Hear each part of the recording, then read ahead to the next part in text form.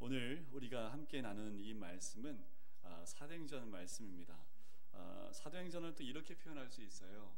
사도행전을 다른 말로 표현하면 성령행전이다라고 얘기할 수 있습니다.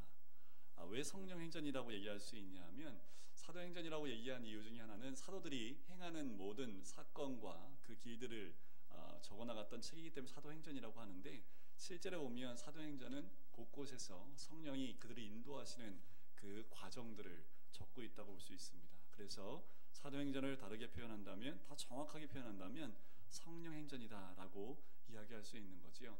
특별히 오늘 저희가 읽은 3장의 부분은 사도행전의 첫 부분에 시작하는, 그리고 처음 부분에 속해 있는 부분입니다. 특별히 이 말씀을 읽으면, 특별히 2장과 3장과 4장 말씀을 읽으면서 느껴지는 그 느낌이 뭐냐면, 겨울을 지나고 봄이 찾아와서 땅에서 얼어 있었던, 탁탁하게 얼었던 그 땅이 녹으면서 봄이 되면 뭐가 땅에서 나옵니까? 새싹들이 나오지요. 파릇파릇한 새싹들이 나오는 것처럼 그 모습이 아닌가 하는 생각이 들어요. 여러분들 그 요새 뭐 이렇게 기술이 많이 발달되어 있기 때문에 고속 카메라로 이 겨울부터 쭉 한 곳만 비춰서 한 몇 달을 촬영했던 걸 굉장히 빠른 속도로 이렇게 돌리는 것들을 보신 적 있으실 거예요. 근데 점점 빠르게 하면서 이 새싹들이 점점 땅에서 모락모락 피어나는, 올라오는 모습들을 보지요. 그 모습은 굉장히 오랜 기간 찍은 건데, 그것을 굉장히 빠르게 돌리면서 보게 되는 모습이죠. 생명력이 어떻게 그렇게 나란히 자라날 수 있는지, 어떻게 그렇게 올라올 수 있는지, 그 모습을 보면 참 하나님의 귀하신 그 은혜가 충만하게 임하는 그 모습들을 보게 됩니다. 그와 동일한 모습이 있는데요, 어린아이의 모습이죠. 우리 아기들을 보면 처음에 태어날 때 보면 핏덩이로 태어납니다. 그런데 그거 아십니까? 1년 만에 몇 배로 자라는지 아세요? 최소한 3배 이상을 자랍니다. 1년 안에. 그래서 3kg, 보통 4kg에 나면 10kg 이상으로 1년 만에 아이들 몸무게가 이렇게 불어나는 걸 볼 수 있죠. 얼마나 그 아이 안에 있는 생명력이 강한지 그 아이를 볼 때마다 하루가 다르게 커가는 모습을 보게 되죠. 근데 부모들은 그 모습이, 그날의 모습이 가장 예쁘기 때문에 얼마나 잘하는지에 대한 부분들을 잊고 살 때가 많고요. 너무 예쁘니까. 그런데 그거 아십니까? 사람이 몸무게가 1년 안에 3배가 늘어나면 사람 몸이 지탱할 수 없습니다. 제가요, 이 상태에서 몸무게가 2배 됐다고 한번 생각해 보세요. 보기에는 좋을지 모르지만요, 제 뼈는 저를 감당할 수 없습니다. 사람 몸이란 게 그래요. 이 몸무게가 갑자기 불어나게 되면 이 몸의 뼈와 모든 구조들이 그걸 견딜 수가 없거든요. 그런데 유독 아기 때는요, 그렇지 않습니다. 아기 때는 3배, 4배 자라도요, 몸이 견딘다라는 거지요. 그 안에 놀라운 생명력이 그를 지탱해 나가는 하나님의 귀한 은혜가 있습니다. 오늘 본문 말씀이 그와 같은 것 같아요.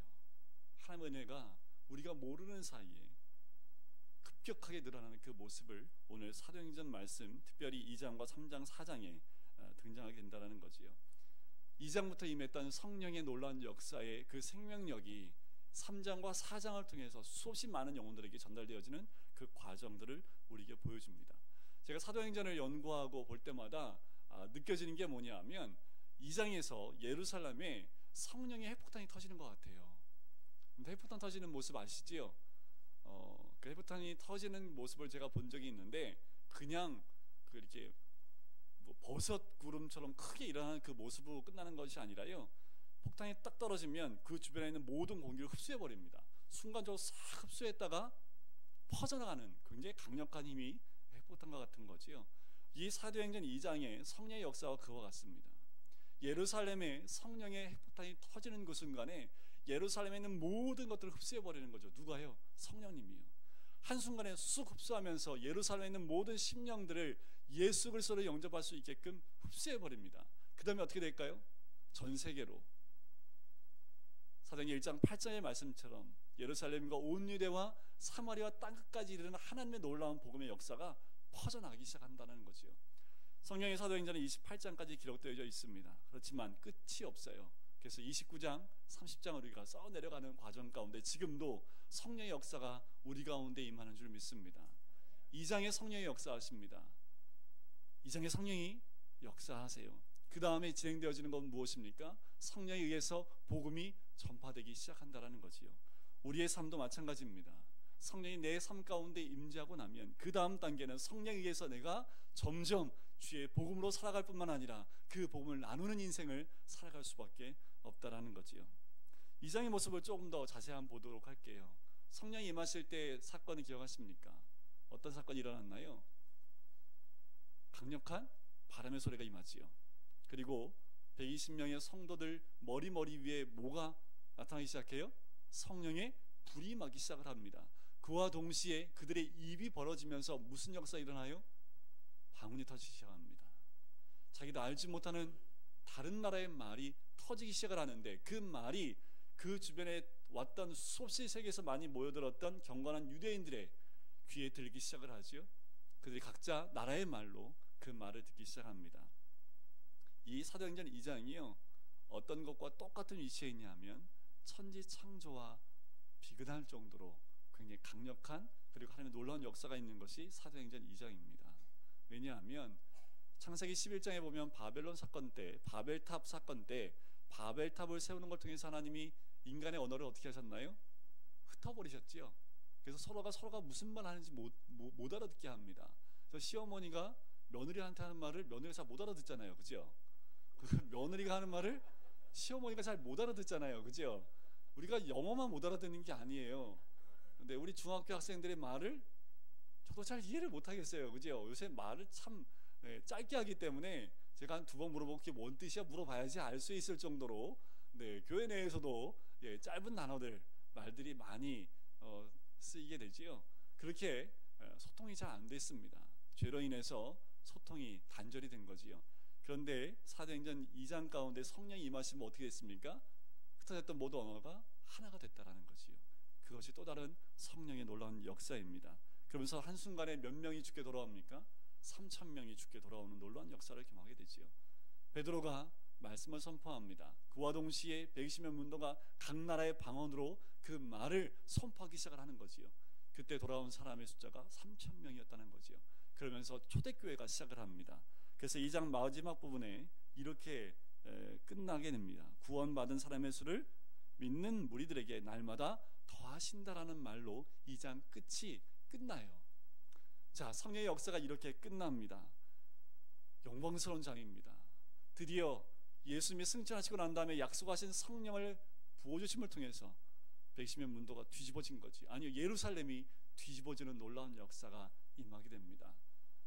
저도 또한 말씀을 준비하면서 또한 우리나라를 생각하면서 또한 금강교회를 생각하면서 하나님 뒤집어지게 해주십시오 하는 기도를 했습니다. 누구 때문에요? 성령으로 뒤집어지는 역사가 어디부터 시작을 해야 될까요? 나부터 시작을 해야 되죠. 근데 안 되더라고요. 자, 그게 내가 먼저 뒤집어지면 가정이 뒤집어집니다. 가정이 뒤집어지면 교회가 뒤집어져요. 각 교회들이 성령의 역사로 충만하게 임하게 되면 이 나라에 다시 한번 평양 대부흥 운동이 일어나게 될 줄 믿습니다. 자, 우리가 읽은 말씀이 3장 말씀이에요. 근데 3장 말씀에 보니까 좀 2장과 달라요. 2장은 어떻습니까? 흥분되지요. 하나님이 막 역사하는 그 모습이 보여요. 급하고 강한 바람이 막 불어나기 시작하고요. 120명 문도 머리에는 뭐가 있어요? 불꽃이 일어나기 있어요. 성령의 불꽃이 임한 모습들, 자기들이 모르는 방언의 말들이 터져 나오고 전혀 이해할 수 없는 일들이 2장 가운데 가득 채워져 있고 3,000명이 돌아오고 그들이 모여서 날마다 찬양하며 말씀 가운데 거하고 떡을 떼는 초대교회 모습이 2장 가운데 가득 채워져 있습니다. 근데 3장에 딱 들어오니까 어떻게 해요? 등장인물이 2명이 등장하지요. 베드로와 요한이 나옵니다. 그들 머리에 불꽃이 있나요? 그들이 지나갈 때 급하고 강한 바람이 휘 몰아치는 소리가 들리던가요? 3장에 들어가면 성령의 놀라운 역사로 흥분되는 일들이 3장 첫 부분에 등장하냔 말이지요. 그런데 3장에 우리가 읽은 본문에는요, 급하고 강한 바람도 없습니다. 베드로 요한 머리에 성령의 불도 없어요. 그냥 평범한 하루가 시작되어집니다. 갑자기 2장에 3장 넘어갈 때 고요해지는 거죠. 그래서 어느 정도 시간이 흐르지 않았을까라고 학자들이 봅니다. 오늘 이들에게는 사람이 이들을 바라볼 만한 어떤 증상도 보이지 않았습니다. 2장에서는 그 많은 현상들이 있었지만 3장에는 아무런 현상이 나타나지 않았다라는 거지요. 이들은 지금 3장 1절에 보니까 어디로 올라가고 있습니까? 성전으로 올라가고 있다라는 거지요. 이 말씀을 보면서 저는 또한 그런 꿈을 꾸고 그런 소원을 갖습니다. 우리 성도님들이 올라왔잖아요, 그지요? 우리 교회가 그래도 좀 올라와야 되잖아요, 그지요? 네, 다 성전으로 올라오는 한 사람 한 사람이 베드로였으면 좋겠습니다. 우리 성도님들이 사도 요한이었으면 좋겠습니다. 그래서 여러분들 발걸음 가운데 성령의 바람이 함께 동행하여 이 교회 안으로 오면 좋겠다라는 그 소망을 갖고요. 저 또한 그래야겠다라는 마음의 다짐을 해봅니다. 우리 옆에 분에게 이렇게 한번 고백해 볼까요? 당신이 베드로입니다.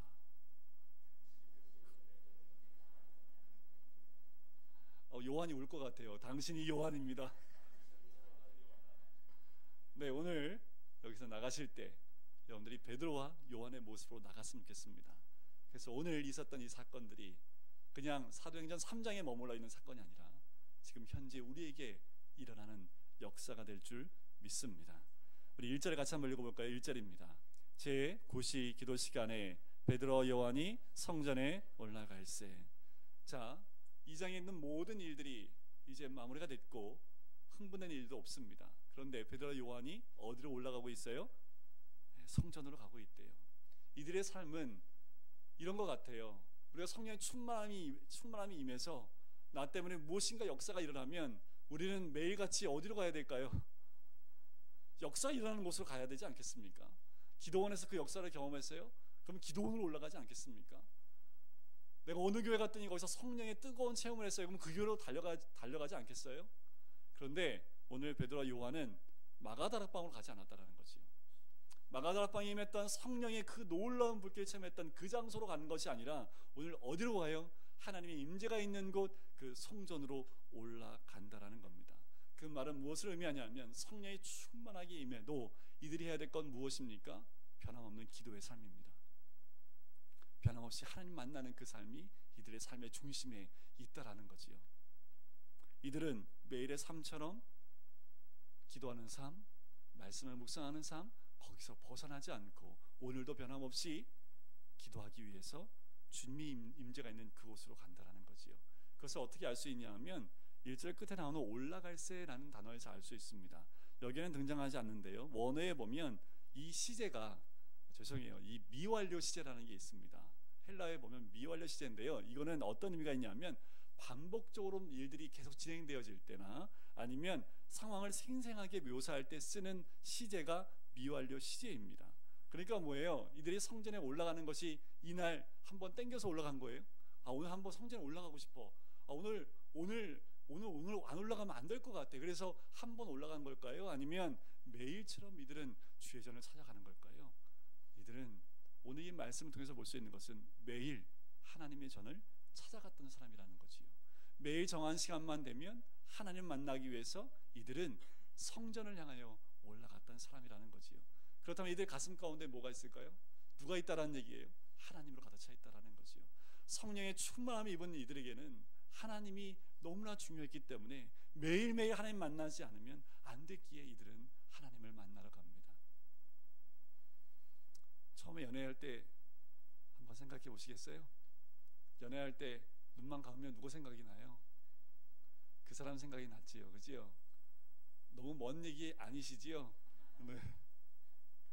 눈만 감으면 그 사람 생각나듯이요. 왜 그럴까요? 여기에 누가 있으니까요? 그 사람이 있으니까요. 여기에 누가 있으니까요? 그 사람이 있으니까요. 그런데 오늘 베드로와 요한에게는 누가 있습니까? 하나님이 있는 거지요. 하루도 주님 만나지 않으면 안 되는 그 사람들, 이들의 가슴 가운데엔 하나님이 있었던 겁니다. 그래서 이들은 기도하러 올라가는 거지요. 유대인들은 하루에 3번씩 기도한답니다. 아침, 점심, 저녁으로 기도한대요. 3번 성전을 향해 나온다고 합니다. 저녁에 나오는 이들의 발걸음 가운데는요, 저녁 시간에는 특별히 제사를 드리는 시간이 있습니다. 제사를 드리고 난 다음에 약 30분 동안 기도하는 시간이 있는데요, 아마도 이 베드로와 요한은 그 기도 시간 가운데 올라왔을 것이다 라고 보통 이야기를 합니다. 하나님을 너무나 사랑했던, 하나님만 섬기고 싶었고 하나님 만나고 싶었던 이들은 하나님 전을 늘 정해놓고 나왔다라는 것이지요.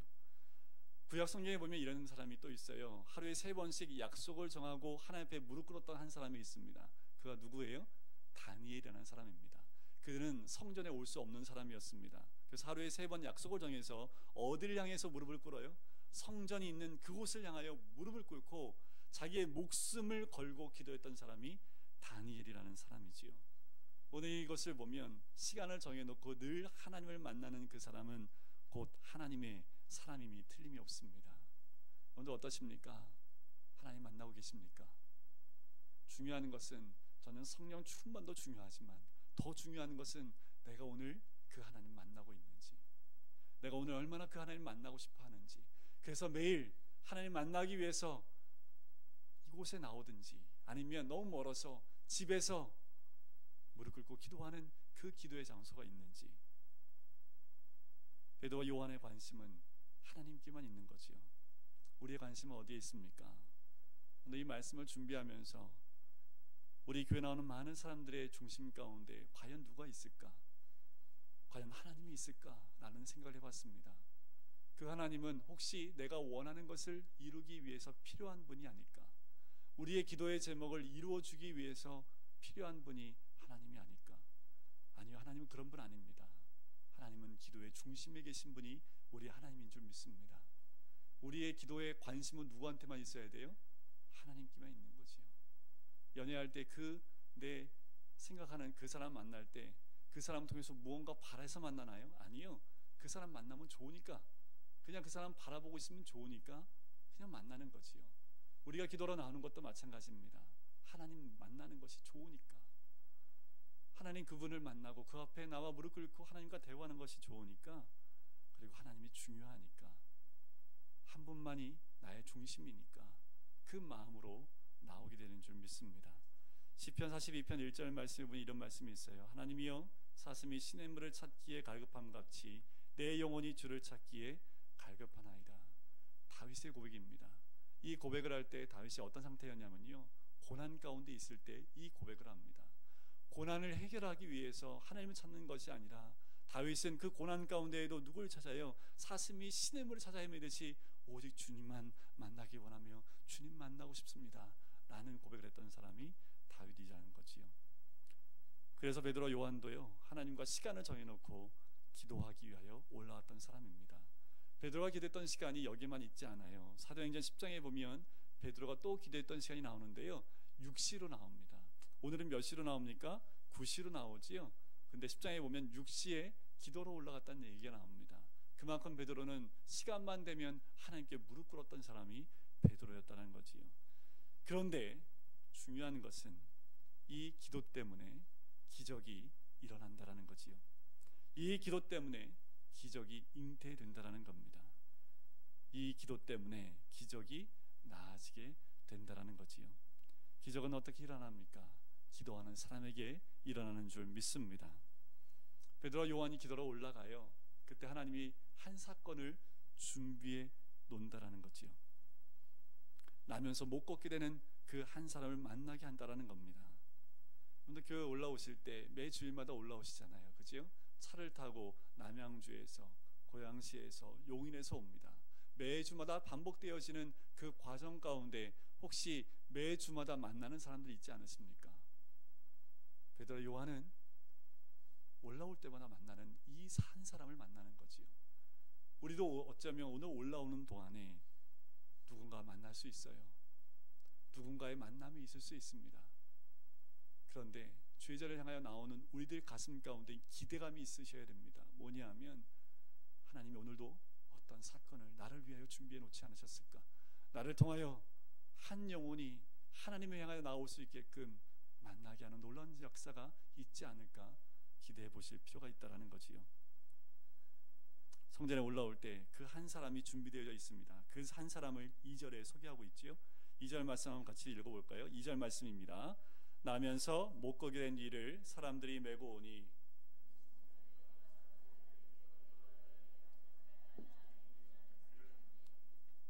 자, 올라올세 하면서 하나님이 한 사람을 만나게 하는데 그 사람이 누구예요? 나면서 못 걷게 된 이를 만나게 합니다. 이는 나이가 40세로 그 다음 장에 등장을 하는데요. 40년 동안 한 번도 걸어보지 못한, 나면서 한 번도 걸어보지 못한 한 사람이 등장을 합니다. 그 사람은 어떻게 해요? 사람들이 메고 와요. 그래서 어떻게 합니까? 성전에 들어가는 사람이 구걸하기 위해서 미문이라는 성전문에 날마다 두는 사람입니다. 사람의 도움이 없으면 이곳에 나올 수 없는 그 한 사람을 메고 그곳에 미문이라는 성전문에 두는 그 한 사람이 2절에 등장한다라는 거죠. 자, 미문이라는 곳이 어떤 곳이냐 하면 성전이 있어요. 헤롯 성전 가운데 이방인의 뜰이 있고 그 다음에 여인의 뜰이 있습니다. 이방인 뜰에서 여인의 뜰로 지나갈 때 지나가는 문이 미문이라는 문입니다. 얼마나 굉장히 큰 문이고 얼마나 아름다운 문이었냐면 역사가 요세푸스가 은과 금으로 장식한 성문들보다 더 진귀한 문이라고 기록할 만큼 아름다운 문입니다. 많은 사람들이 그 문을 통과하는데 그 아름다운 문 옆에 누가 있어요? 걷지 못하는 한 구걸하는 사람이 앉아 있다라는 거지요. 평생 한 번도 못 걸어본 한 사람, 그런데 굉장히 아름다운 문 옆에 그 사람이 앉아 있다라는 겁니다. 사람들 눈에는 그 사람이 들어올까요? 아름다운 문이 들어오겠지요. 여기서 보면 이 사람도 우연히 이곳에 앉아 있는 것이 아니라 메고 오니 두는 자라, 그 말에도 보면 올라오세와 똑같은 미완료형입니다. 그 말은 뭐냐면 매일처럼 사람들이 이 앉은뱅이를 걷지 못하는 사람을 미문이라는 곳에 두는 사람이라는 겁니다. 매일처럼. 그걸 어떻게 알 수 있냐면 10절에 보면 이렇게 나오죠. 그가 본래 성전 미문에 앉아 구걸하던 사람인 줄 알고 라는 표현을 통해서 우리는 많은 사람들이 이 앉아있는 사람, 이 걷지 못하는 사람이 누구인지 다 알고 있다라는 겁니다. 그걸 하루 앉아갖고 되겠어요? 이 사람은 태어나서 구걸을 시작할 수 있을 그 나이 때부터 40살까지 변함없이 매일처럼 살기 위하여 그곳에 앉아있던 사람이라는 것을 알 수가 있습니다. 그런데 중요한 것은 오늘 이 시간 베드로와 요한이 이 걷지 못하는 사람을 만나게 된다는 거지요. 베드로와 요한이 이 한 사람만 만났을까요? 수없이 많은 밈을 통과하여 통과하는 너무나 많은 사람을 만났지만 오늘 베드로와 요한은 이 한 사람을 만납니다. 중요한 것은 누구나 알고 있는 사람이 중요한 게 아니라 오늘 내가 만나는 사람이 중요하다라는 거지요. 오늘 만나셨나요? 오늘 예배 끝나고 가시다 만날 겁니다. 그 사람을 만나면 오늘 베드로 요한을 기억하셨으면 좋겠습니다. 3절 말씀해 보니까 그가 베드로와 요한이 성전에 들어가려 함을 보고 어떻게 합니까? 구걸하거늘이라고 나옵니다. 걷지 못하는 사람은 베드로와 요한을 봐요. 그런데 이 걷지 못하는 구걸하는 이 사람에게는 베드로와 요한은 어떤 사람이에요? 많은 사람들 가운데 그냥 한 사람들일 뿐입니다. 그냥 지나가는 한 사람, 나에게 구걸했을 때 돈을 주는 한 사람으로만 봤을 겁니다. 그런데 중요한 것은 베드로와 요한입니다. 성령의 체험을 하고 충만했던 베드로에게 이 만남은 놀라운 축복과 기적의 사건이 되었다라는 거지요. 저는 이런 소망도 또한 해봐요. 우리에게 성령이 충만하여 가는 곳마다 베드로가 요한이 느꼈던 이 사건이 우리 삶 가운데 곳곳에서 일어났으면 좋겠습니다. 그러려면 어떻게 해요? 만나야지요. 많은 사람들이 지나가는 것 가운데 만나는 것이 아니라 오늘처럼 하나님이 보게 하는 그 한 사람을 만나는 겁니다. 그런데 이 한 사람이 어떤 사람인지 아십니까? 걷지 못하는 이 사람에게는 두 가지 특징이 있습니다. 첫 번째 특징이 뭐냐면 절망감으로 가득한 사람이라는 거지요. 한 번도 내일을 기대해 본 적이 없습니다. 한 번도 이 사람은 소망을 가져본 적이 없어요. 태어날 때부터 걷지 못했기 때문에, 불구였기 때문에 성전으로 들어가 예배도 드릴 수 없습니다. 살아가야 되기 때문에 구걸 외에는 방법이 없어요. 매일매일의 삶이 절망입니다. 왜요? 꿈이 없고 소망이 없는 인생이기 때문에 절망할 수밖에 없는 거지요. 내일이 없어요. 내일 어떻게 살까지에 대한 어떤 꿈과 어떤 비전이 없는 사람입니다. 이 사람에게는 절망밖에 없다라는 거지요. 여러분들 어떠십니까? 삶의 소망이 있으세요? 내일의 비전이 있으십니까? 이 땅에는 많은 사람들이 소망이 없어요. 비전도 없고요, 꿈도 없습니다. 그런 사람들의 특징이 뭔지 아십니까? 소망이 없기 때문에 쾌락주의와 그리고 탕자처럼 돈을 그냥 막 써버리는 그런 쾌락주의에 빠지기 쉽다라는 거지요. 소망이 없는 사람이 바로 이 사람이었습니다. 두 번째는, 이 사람의 두 번째 특징은 그런 환경과 처지에서 구원이 없다라는 거지요. 이 사람은 누군가 도와주지 않으면 구원을 받을 수 없는 사람이라는 겁니다. 이 사람을 좀 생각해 봤어요. 이 사람의 눈은 어땠을까요? 초점이 없습니다. 흐릿한 눈을 갖고 있다는 거죠. 그리고 습관적으로, 본능적으로, 반복적으로 무엇을 했을까요? 구걸하는 행동 이외에는 이에게 찾아볼 것이 아무것도 없다라는 거지요. 우리 주변에 이와 같은 사람이 너무나 많지 않습니까? 꿈 없이, 어떤 비전도 없이, 표대도 없이 습관적으로 본능적으로 살아가는 사람이 우리 주변에 있지는 않습니까? 하지만 베드로는 그를 주목하는 거지요. 4절 말씀 보실까요? 베드로가 요한과 더불어 주목하여 이르되, 뭐라고 얘기합니까? 우리를 보라.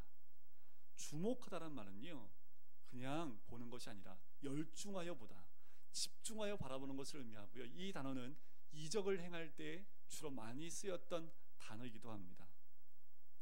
베드로는 성령으로 충만했고요, 하나님으로 가득한 사람이었습니다. 그 베드로가 그 앉아있는 사람을 향해서 이렇게 얘기하는 거지요. 주목을 하는 겁니다. 어떻게 주목을 할까요? 성령의 눈으로 주목을 하는 거지요. 하나님의 마음을 가지고, 그리스도의 심장을 가지고 그를 주목하여 바라보는 겁니다. 왜냐하면 베드로도 그 눈빛을 알고 있기 때문에 그래요. 언제 그 눈빛을 받았을까요? 누가복음에 보면 예수님을 3번 부인할 때 그 순간에 예수님이 베드로를 바라보는 장면이 나와요. 그때 베드로가 예수님을 바라봅니다. 그 눈빛과 눈빛이 마주쳤을 때 예수님이 그랬을까요? 죽일 놈, 그럴 줄 알았다, 이랬을까요? 신문받고 있는 그 상황 가운데에도 예수님은 3번이나 부인할 수밖에 없는 그 제자를 어떤 눈빛으로 바라봤을까요? 베드로는 그 눈빛을 기억하고 있을 겁니다. 그 베드로는 그 예수님의 가슴을 가지고 이 안진뱅이를 바라보고 있는 거지요. 지금 이 시간 우리에게 필요한 것이 무엇일까요? 이 가슴입니다. 이 눈빛이지요. 우리 옆에 있는 분 한번 눈빛으로 쳐다보실까요? 네, 쳐다보라고 하면 째려보지 마시고, 네, 그 눈빛에는 사랑의 눈빛이 있어야 되고요, 그 눈빛에는 예수 그리스도의 그 사랑의 눈빛이 있어야 될 줄 믿습니다. 그 눈빛과 가슴을 갖고 있는 사람이 하나님의 놀라운 사건들을 일으켜 나가기 때문에 그렇습니다. 그리고 베드로가, 요한이 선포하지요. 우리를 보라라고 얘기합니다. 도전합니다. 역사를 이루기 위한 도전의 메시지입니다. 우리를 보라는 거지요. 똑바로 바라보라는 겁니다. 그냥 보는 것이 아니라 우리를 바라보라라고 얘기하는 거지요. 주님의 역사가 일어나기 전에 우리에게 필요한 것이 있다면 우리를 보게 하는 겁니다. 우리를 바라봐야 됩니다. 우리를 보게 하는 것이 무엇이 있을까요? 지금 베드로, 요한은 그 앉은 자리에 있는 그 사람에게 나를 보라라고 얘기합니다. 우리를 봐라, 네 눈을 들어서 나를 바라보라고 얘기하는 거지요. 우린 이것이 필요하지요. 어떻게 하면 우리를 보게 할 수 있을까요? 꿈도 없고 비전도 없고 그리스도를 알지 못하는 많은 사람들을 향하여 우리를 보게 할 수 있는 방법이 무엇일까요? 몸으로 할 수 있겠지요. 여러분들, 물건으로 할 수 있습니다. 영적으로 할 수 있고요, 말로도 할 수 있습니다. 중요한 것은 그 사람에게 그리스도의 생명이 들어가기 위해서는 우리를 봐야 되는 거지요. 공항교회는 매달 셋째 주에 무슨 뭐 하는 주인지 아시지요? 까먹으셨어요? 국수, 전도, 주일이잖아요. 그죠? 이걸 왜 합니까? 우리를 보라는 거죠.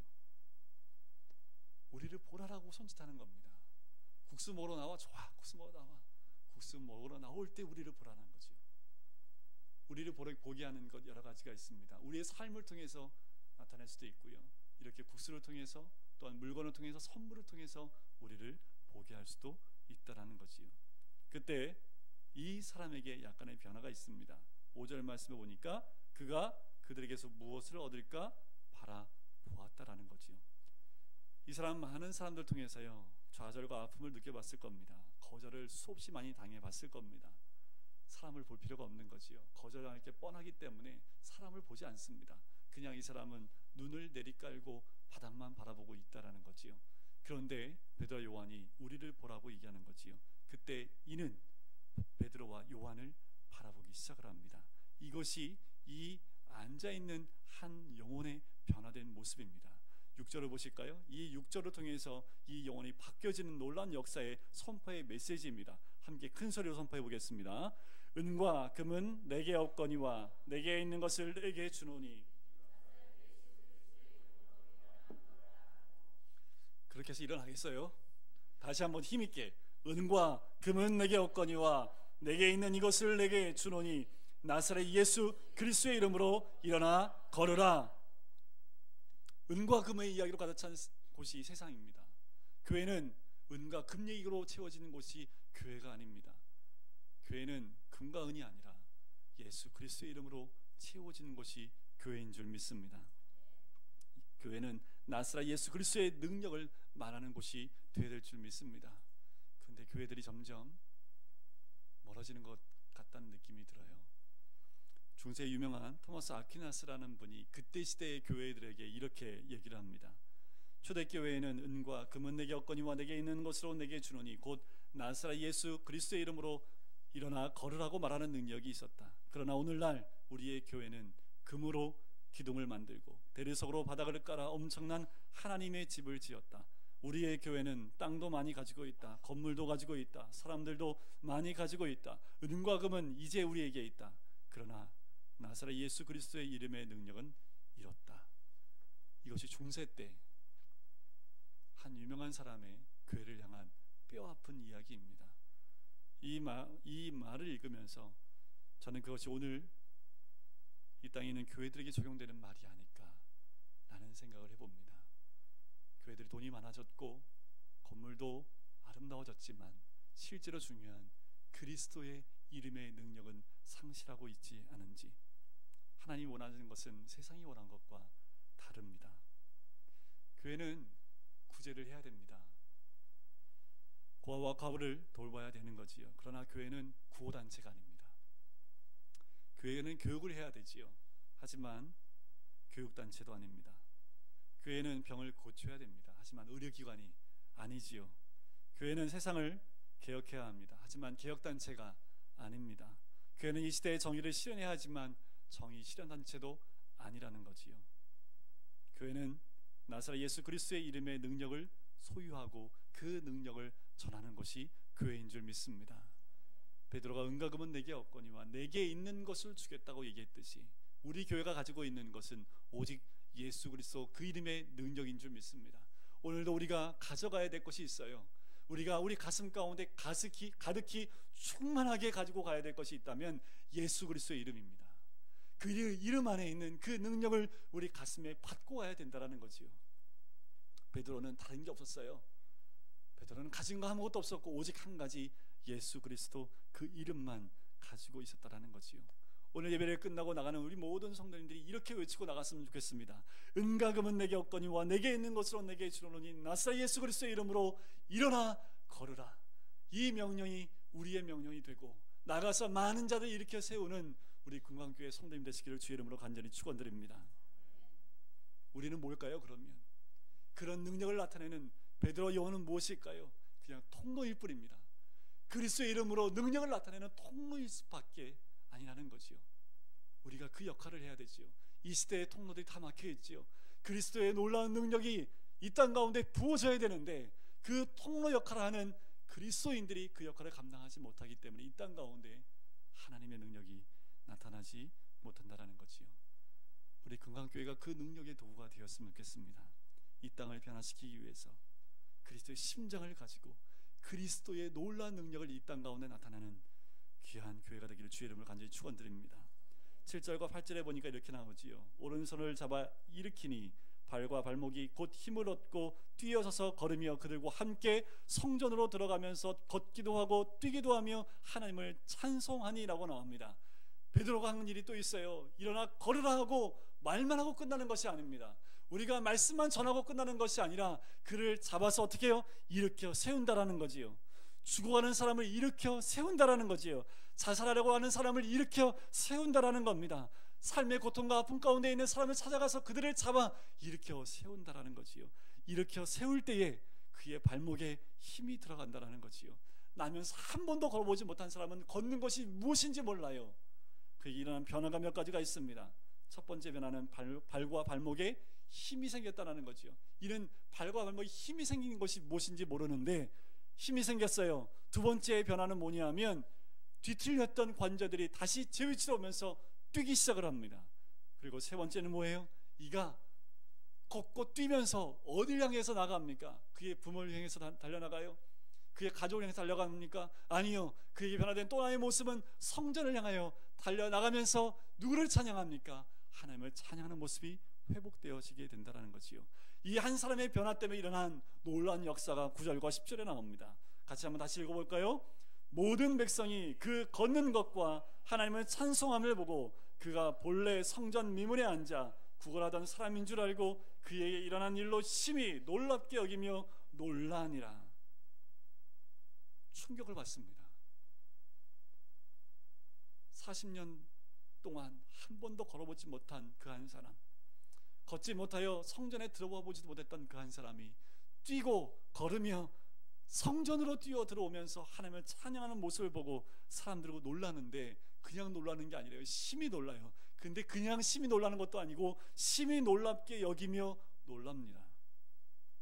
이 한 사람의 변화가 예루살렘에 있는 성전 중심에 있는 많은 사람들에게 변화를 일으키게 된다는 거지요. 이 사람은 잘생겼을까요? 유식했을까요? 사람들이 이목을 집중할 만큼 돈도 많았던 사람도 아닙니다. 잘생기지도 않았고요, 권력자도 아닙니다. 별 볼 일 없었던 사람이지요. 그런데 중요한 것은 뭐예요? 이 사람이 주인공이 됐다라는 거지요. 어떻게 됐을까요? 어떻게 됐으니까, 어떻게 돼서 이 사람이 주인공이 됐을까요? 하나님의 놀라운 역사가 임한 그 사람은 모든 사람의 이목을 집중하는 사람이 되었다라는 거지요. 그리고 이 사람을 통해서 예루살렘 그 도시에 영적인 지진이 일어나기 시작합니다. 이 사람 때문에 몇 명이 죽게 돌아온지 아십니까? 5,000명이 죽게 돌아옵니다. 은혜를 받고 성령을 받으면 또한 달라지는 것이 있다면 과거와 단절되게 된다는 거지요. 구걸하는 사람이 삶이 끊어지게 된다는 겁니다. 우리가 주변에 많은 사람들을 교회로 인도해야 되는 것, 그것이 여기에 있다는 거지요. 한 사람의 변화를 통해서요, 가정이 변화되고, 가정이 변화될 뿐만 아니라 그 지역사회가 변하게 될 줄 믿습니다. 저 이 말씀을 준비하면서 내가 베드로일까? 내가 요한일까? 아니면 나는 미문에 앉아있는 안진뱅이일까? 여러분들 어떠십니까? 현재 우리는 어떻습니까? 베드로 요한이십니까? 아니면 이렇게 나서 한 번도 걸어보지 못한 안진뱅이의 모습을 하고 있는 모습이 혹시 우리의 모습은 아닙니까? 회복돼야 되지요. 혹여나 우리들 가운데 이 한 번도 걸어보지 않은 한 사람이라면 우리를 통해서 기대해야 될 것은 역사가 일어날 수 있다는 겁니다. 또한 우리가 베드로 요한이 된다면 우리를 통해서 예수 그리스도의 놀라운 능력이 이 금광교회를 통해서 우리가 살고 있는 각 지역에서 일어나게 될 줄 믿습니다. 우리 이 시간에 같이 찬양 드렸으면 좋겠어요. 아까 예배 시간에 드렸던 찬양인데요, 능력의 이름 예수, 권능의 이름 예수. 이 찬양처럼 오늘 우리 가슴 가운데 예수 그리스도의 이름으로 가득 채워지는, 그렇게 채우시는 우리 모든 성도님 됐으면 좋겠습니다. 그래서 베드로 요한이 되기도 하고요, 오늘 일어나 뛰며 걸으며 성전을 향하여 하나님을 찬양했던 이 사람처럼 삶이 변화된 사람이 되든 그리스도의 이름으로 그렇게 변화되는 우리 모든 성도님 되시기를 주의 간절히 축원드립니다.